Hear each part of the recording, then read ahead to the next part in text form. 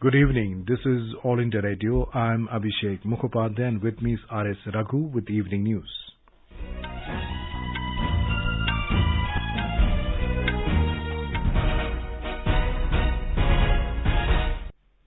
The headlines. Government invites farmer unions for next round of talks. Prime Minister Narendra Modi says Gurudev Rabindranath Tagore's vision for Vishwa Bharati is the essence of self-reliant India. India and China agreed to hold 9th round of senior commander meeting for disengagement of troops along the LAC. COVID-19 recovery rate improves to 95.75% in the country, and FASTag for all vehicles in the country to be mandatory from January 2021.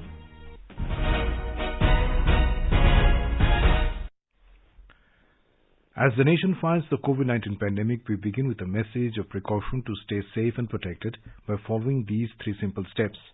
Wear a face mask, maintain 2 gaz ki duri for social distancing, focus on hand and face hygiene.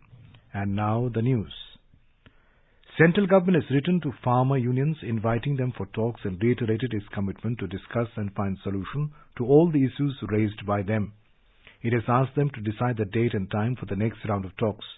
In a letter to farmer unions, Joint Secretary, the Agriculture Ministry, Vivek Agarwal asserted that Centre is always ready to hold talks with open mind and to reach logical solutions of the issues raised by the protesting farmers. The Prime Minister will release the next installment of financial benefit under Pradhan Mantri Kisan Samman Nidhi PM Kisan tomorrow through video conferencing.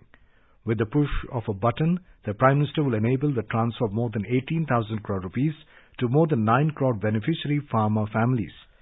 The Prime Minister will also have a conversation with farmers from 6 different states during the event. The farmers will share the experiences about PM Kisan and also on various other initiatives taken by the government for the welfare of farmers. Union Agriculture Minister Narendra Singh Tomar will also be present on the occasion. Under the PM Kisan scheme, a financial benefit of 6,000 rupees per year is provided to small and marginal farmers, payable in 3 equal 4 monthly installments of 2,000 rupees each. The fund is transferred directly to the bank accounts of the beneficiaries. Speaking at the launch of 196 Better Life Farming Centres, which will be operating across 9 states yesterday, the Agriculture Minister said that the 3 progressive farm laws enacted by the Parliament are important benchmarks of good governance in the country. The Minister said reforms in the agriculture sector will aid transparency in the field and will put an end to Inspector Raj. Mr. Tomar said contract farming will benefit even the small farmers who are now enabled to sell their produce at a pre-decided and fixed price. The Agriculture Minister stated that the centre is moving ahead at a fast pace to ensure development of farmers in the country. He said private investment is an important driving force required to boost any sector, including agriculture. इन्होंने सबने मिलकर मुझे समर्थन पत्र भी दिया है और इन्होंने यह भी कहा है कि कृषि सुधार बिल में संशोधन के मामले में सरकार को किसी दबाव में आने की जरूरत नहीं है। ये बिल वर्षों बाद संसद ने पारित किए और इससे किसान के जीवन में खुशहाली आएगी। मैं इस अवसर पर किसान मजदूर संगठन के सभी पदाधिकारी कार्यकर्ता सबका हृदय से बहुत बहुत आभार प्रकट करता हूं। About the farmer produce organizations FPOs, the minister said the centre has approved an outlay of 6,850 crore rupees for setting up of 10,000 FPOs in the country. Mr. Tomar said the 196 Better Life Farming Centres launched in Uttar Pradesh, Madhya Pradesh, Maharashtra, Chhattisgarh, Bihar, Jharkhand, Odisha, West Bengal and Karnataka will also work for the betterment of farmers along with FPOs in these states. Prime Minister Narendra Modi has said that Gurudev Rabindranath Tagore's vision is the sense of Atmanirbhar Bharat initiative which has been launched to make a self-reliant India.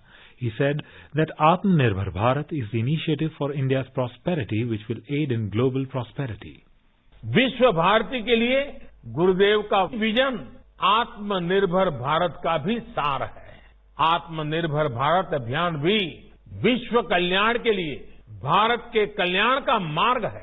ये अभियान भारत को सशक्त करने का अभियान है। भारत की समृद्धि से विश्व में समृद्धि लाने का अभियान है। इतिहास गवाह है कि एक सशक्त और आत्मनिर्भर भारत ने हमेशा पूरे विश्व समुदाय का भला किया है। हमारा विकास एकांकी नहीं बल्कि वैश्विक, समग्र और इतना ही नहीं, सर्वे भवन्तु सुखिनः का है। Addressing centenary celebrations in Vishwa Bharati in West Bengal through video conferencing, Prime Minister urges students of Vishwa Bharati to promote local manufacturing and artisans to make them proficient in online selling and getting accesses to global market and thus achieve the goal of vocal for local. तो इस वर्ष यहाँ ऐतिहासिक पोष मेलों का आयोजन नहीं हो सका है। इस महामारी ने हमें इसी मूल्य को समझाया है, वोकल फॉर लोकल। पोष मेले के साथ तो ये मंत्र हमेशा से ही जुड़ा रहा है। महामारी की वजह से इस मेले में जो हैंडीक्राफ्ट वाले साथी आते थे वो नहीं आ पाए।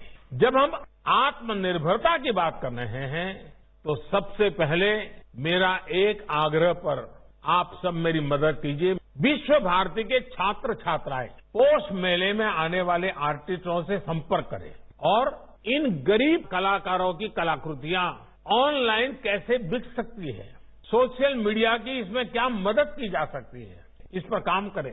भविष्य में भी स्थानीय आर्टिस्ट, हैंडीक्राफ्ट, इस प्रकार के जो साथी अपने उत्पाद विश्व बाजार तक ले जा सके, इसके लिए भी उन्हें सिखाइए, उनके लिए मार्ग बनाइए। The Prime Minister is the Chancellor of the university which was founded by Gurudev Rabindranath Tagore. Mr. Modi said, Gurudev wanted that the world should benefit from what is best in India and it should also learn from what is good in the world. The Prime Minister said, Vishwa Bharati showed us how to live and learn with nature. He said, India is the only major country which is moving in right direction to achieve environmental targets set under the Paris Agreement.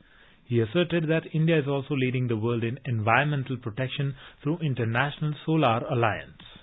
प्रकृति के साथ मिलकर अध्ययन और जीवन दोनों का साक्षात उदाहरण आपका विश्वविद्यालय परिसर है। आपको भी ये देखकर खुशी होती होगी कि हमारा देश विश्व भारती से निकले संदेश को पूरे विश्व तक पहुंचा रहा है। भारत आज इंटरनेशनल सोलर अलायंस के माध्यम से पर्यावरण संरक्षण के विषय में विश्व के अंदर एक बहुत बड़ी अहम भूमिका निभा रहा है। भारत आज पूरे विश्व में इकलौता बड़ा देश है जो पेरिस एकॉर्ड के पर्यावरण के लक्ष्यों को प्राप्त करने के लिए सही मार्ग पर तेज गति से आगे बढ़ रहा है।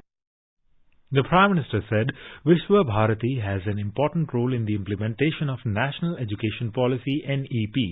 शिक्षा नीति को लागू करने में विश्व भारती की बड़ी भूमिका है। आपके पास 100 वर्ष का अनुभव है, विद्वत्ता है, दिशा है, दर्शन है और गुरुदेव का आशीर्वाद तो है ही है।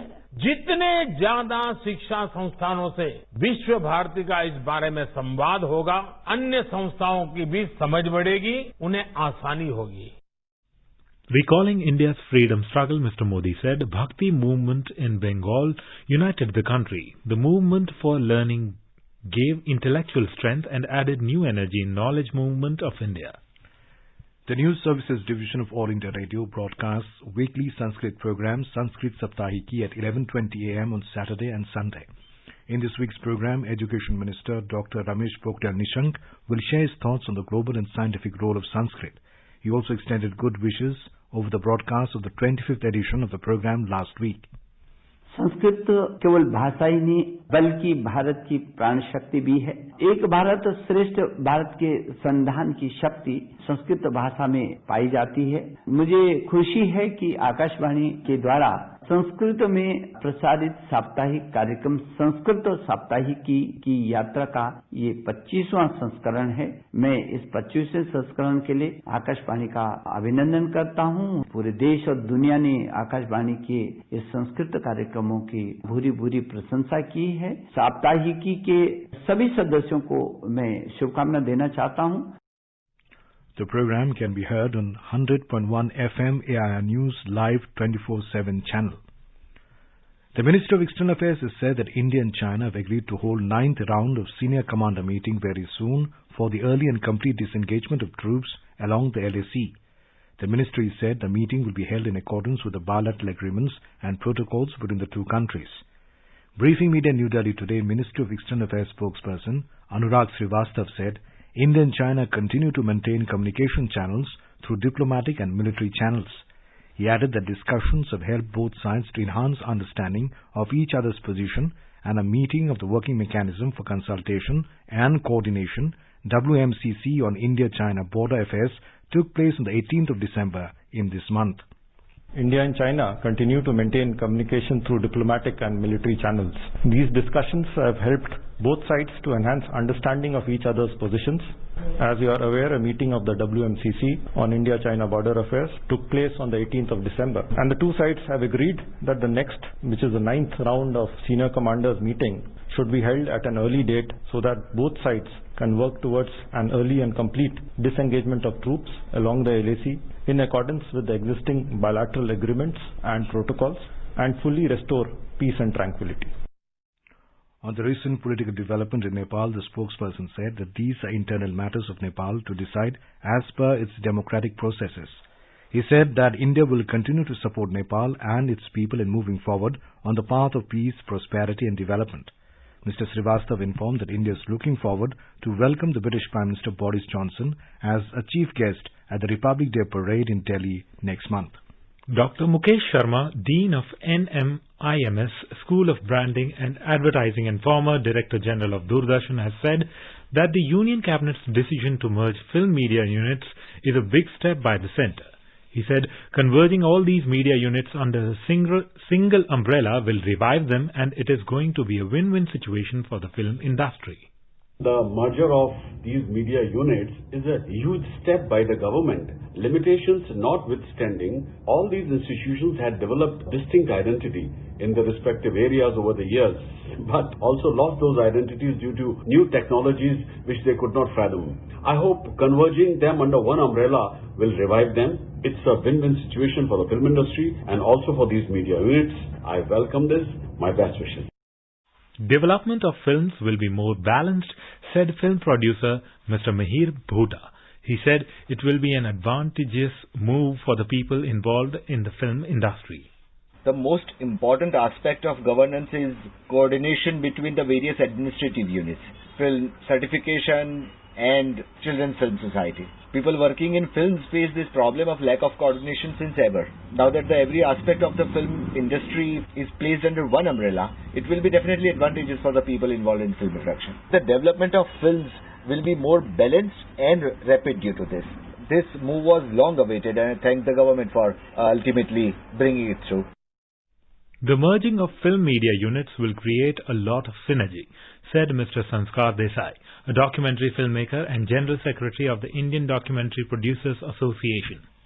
These four units merging into NFDC will create a lot of synergy. Modi ji and his team is known for taking unprecedented and bold steps for the betterment of India. So I'm sure that something good will come out of it. The government and the experts must have created some kind of systems that, look after the benefits and some good for these different forms or different types of films. Therefore, I would like to welcome this step and would like to congratulate the Honorable Minister of Information and Broadcasting, Shri Prakash Javadekar ji, for taking this unprecedented, bold step to merge these units.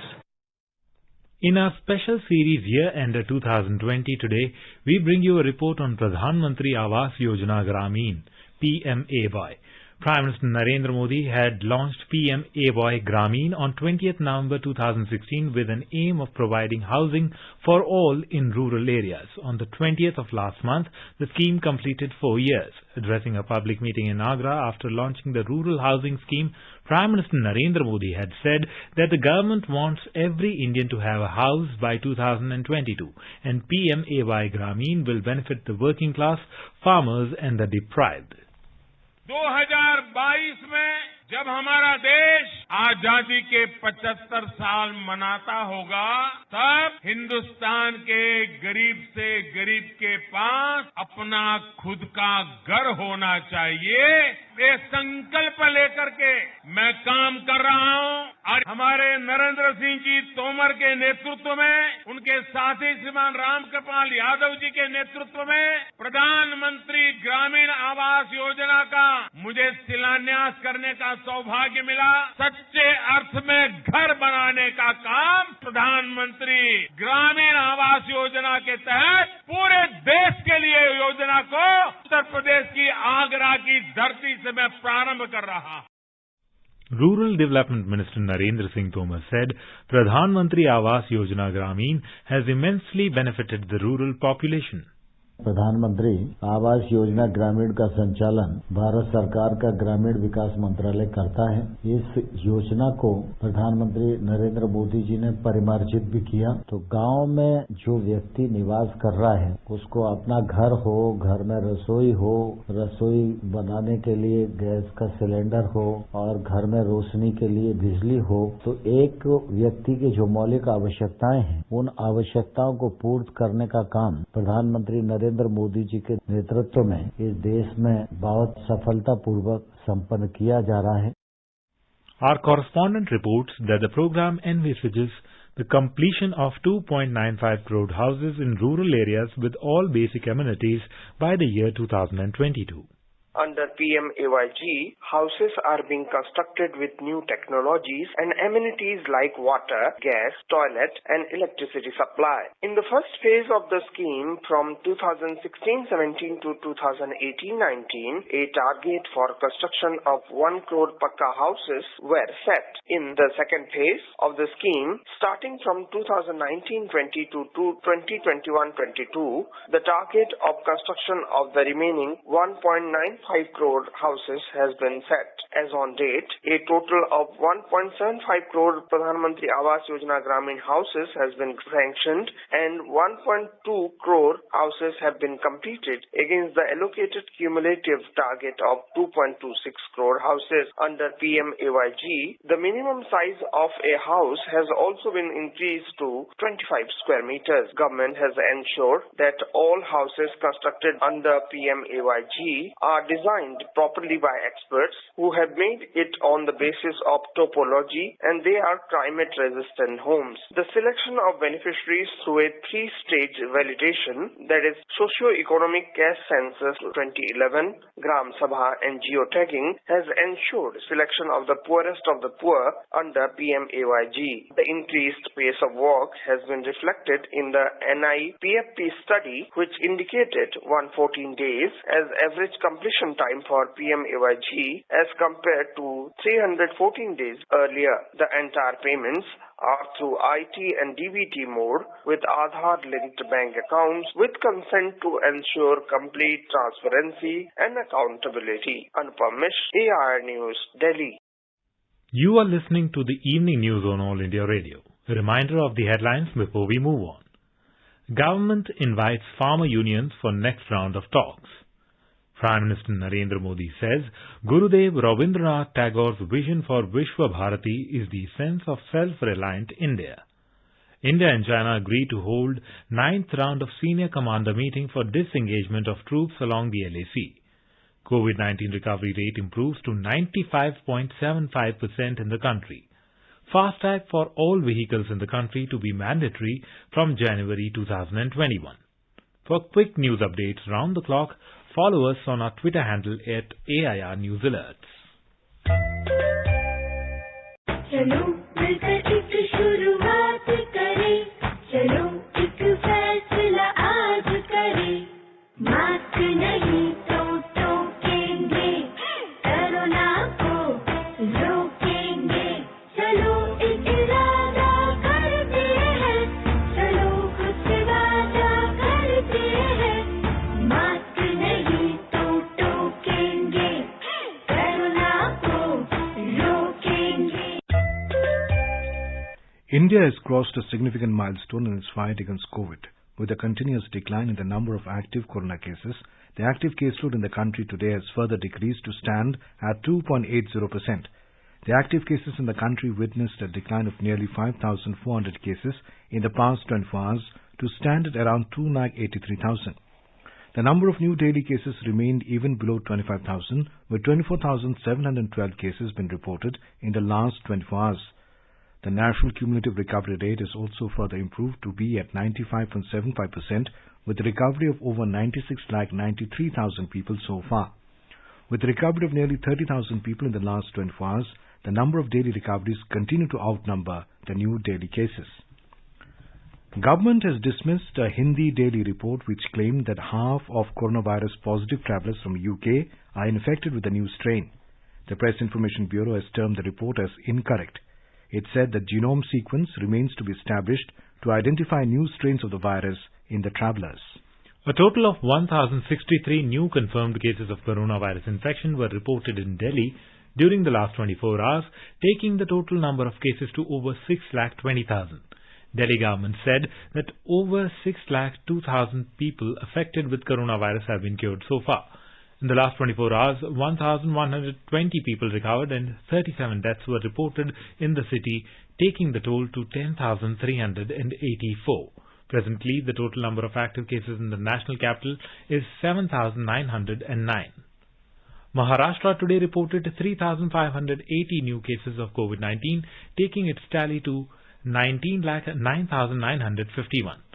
According to the state's Public Health Department, 3,171 patients were discharged today, taking the total number of recoveries to 18,04,871. With 89 fatalities, the death toll has increased to 49,058. The state has an active caseload of 54,891. Maharashtra's recovery rate stands at 94.5%, while the case fatality rate stands at 2.57%. Maharashtra has conducted 1.23 crore tests so far, and the positivity rate stands at 15.48%. With 643 new cases, Mumbai's coronavirus tally has increased to 2,89,204. The city reported 12 fatalities and 711 recoveries today. Karnataka Chief Minister B.S. Yediyurappa has withdrawn the night curfew announced yesterday to curb the spread of the new COVID-19 strain detected in Britain. In a statement to the media persons, he said that the decision to withdraw the night curfew has been taken in the wake of public opinion against it. Mr. Yediyurappa said that a decision to withdraw the night curfew to be imposed from tonight was taken after discussions with the cabinet colleagues and senior officials. The Chief Minister has urged upon the citizens to impose self-restraint by wearing face masks and ensuring social distancing. Kerala reported 5,177 new COVID cases and 4,801 recoveries today. 56,073 samples were tested in the last 24 hours, and the test positivity rate is increased to 9.23%. The total number of active COVID cases in the state is 63,155. Meanwhile, 22 recent deaths were also confirmed due to COVID today, taking the death toll in the state to 2,914. At present, a total of 6,60,445 people have recovered in the state. In Meghalaya, 12 new COVID-19 cases were reported today, while 28 recoveries were also registered on the same day. Directorate of Health Services informed that the number of active cases in the state stands at 283, while a total of 12,922 people have recovered from the virus so far. In Tripura, the number of active cases of COVID-19 has dropped down to 179 as of today. The recovery rate has also improved to 98.30%. In the past 24 hours, 15 new cases were recorded, along with the recovery of 27 infected people. Science and Technology Minister Dr. Harshvardhan has said that International Science Film Festival of India ISFFI is a major attraction of India International Science Festival 2020. Speaking at the inaugural session of ISFFI, Dr. Harshvardhan said that science film is a good medium to communicate science. He said ISFFI seeks to promote science popularization among citizens. Ayushman Bharat Pradhan Mantri Jan Arogya Yojana today completed 1.5 crore treatments across the country. Talking exclusively to AIR News about the journey of this scheme, CEO of Ayushman Bharat and National Health Authority Dr. Indu Bhushan said that the government is going to strengthen the scheme further. He said government is also going to rationalize the health packages in the upcoming Health Benefit Package 3.0.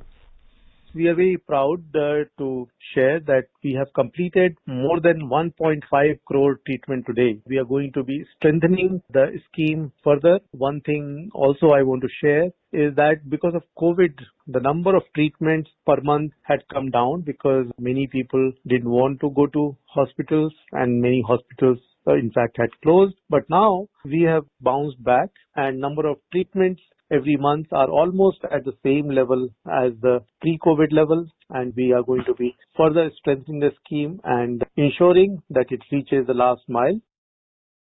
Road Transport and Highways Minister Nitin Gadkari announced that FASTag is being made mandatory for all vehicles in the country from New Year. Addressing a virtual function today, Mr. Gadkari said FASTag will be enforced from 1st of January 2021. Enumerating its benefits, he said it is useful for the commuters as they will not need to stop at toll plazas for cash payments. It will also save time and fuel. 4 banks together issued nearly 1 lakh FASTags launched in 2016. Over 34 lakh FASTags were issued in 2018. The ministry had issued a notification last month making FASTag mandatory by 1st of January 2021 in old vehicles also sold before 1st December 2017. Now let us take a look at the weather forecast for tomorrow. The national capital will experience dense fog in the morning. The temperature will vary between 5 and 22 degrees Celsius. Mumbai will have mainly clear sky. Temperature will vary between 16 and 32 degrees Celsius. Chennai will have partly cloudy sky. The temperature will hover between 21 and 29 degrees Celsius. In Kolkata, there will be fog in the morning and clear sky later. The city will observe minimum temperature of 14 degrees Celsius and a maximum of 26 degrees. Srinagar will have mainly clear sky becoming partly cloudy towards afternoon or evening. Temperature will hover between -3 degrees Celsius and 9 degrees. In Jammu, the minimum temperature will be 7 degrees Celsius while the maximum will be 21 degrees. The city will have mainly clear sky becoming partly cloudy towards evening or night. Leh will have mainly clear sky. The minimum temperature will be -13 degrees Celsius while the maximum will be 0 degree. Gilgit will have partly cloudy sky. The temperature will hover between -3 degrees to 6 degrees Celsius. Muzaffarabad will have mainly clear sky becoming partly cloudy towards afternoon or evening.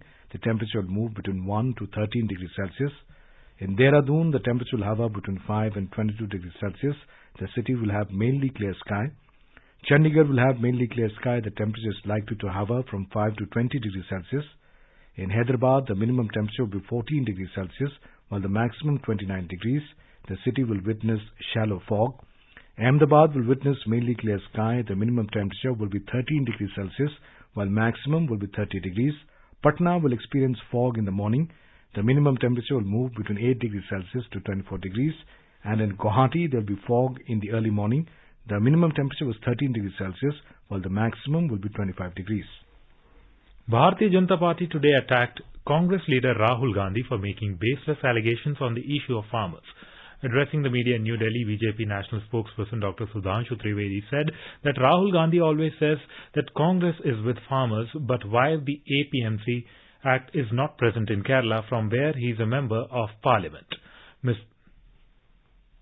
Chaudhary साहब जब पहली बार उत्तर प्रदेश में मुख्यमंत्री बने, उनकी सरकार को बर्खास्त किसने किया? कांग्रेस।